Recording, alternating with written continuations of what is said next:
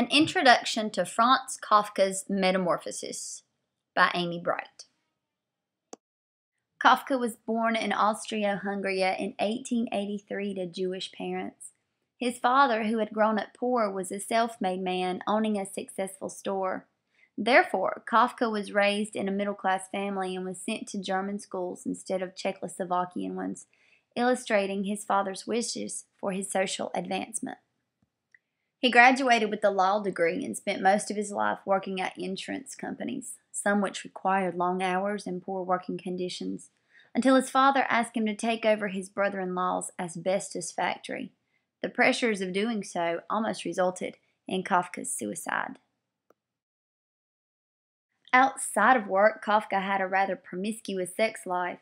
He was often the patron of prostitutes and the like, and was also involved with sometimes simultaneous relationships, including a close friendship with a woman named Greta Bloch.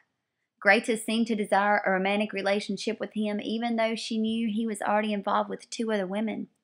Unconfirmed rumors also suggest that Bloch may have borne his child in the midst of his engagement to another girl.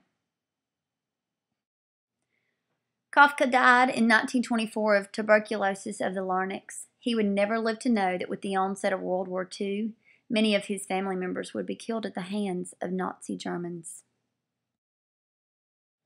There are 3 strong parallels between Kafka's Metamorphosis and his life.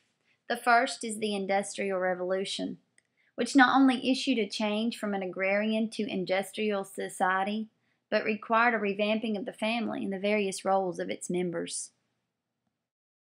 The second parallel is due to the influence of Sigmund Freud.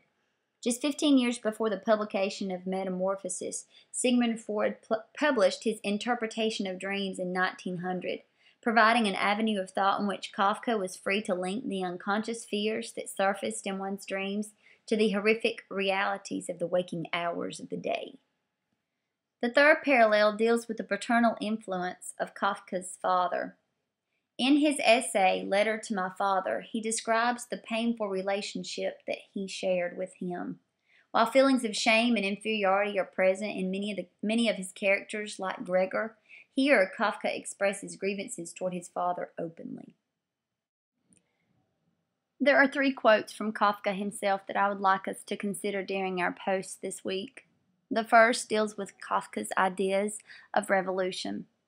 He says, "Every revolution evaporates and leaves only the slime of a new bureaucracy."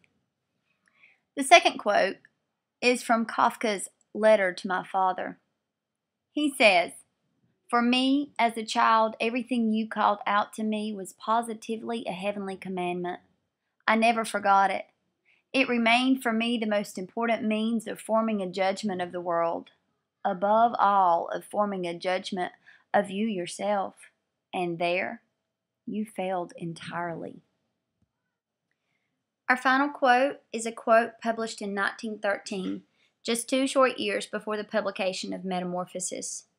Kafka says, "To die would mean nothing else than to surrender a nothing to the nothing.